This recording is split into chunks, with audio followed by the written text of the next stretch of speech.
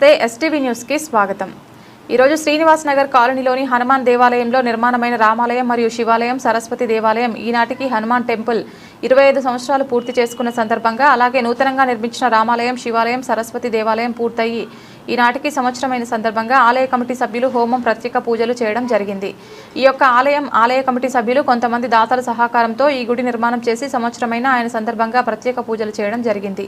ఈ కార్యక్రమానికి రామచంద్రపురం మాజీ కార్పొరేటర్ తొంట అంజయ్య కురుమ ఈ యొక్క పూజా కార్యక్రమంలో పాల్గొని 268 డివిజన్ ప్రజలందరూ అష్టైశ్వర్యాలతో బాగుండాలని ప్రత్యేక పూజలు చేసి ప్రార్థించడం జరిగింది।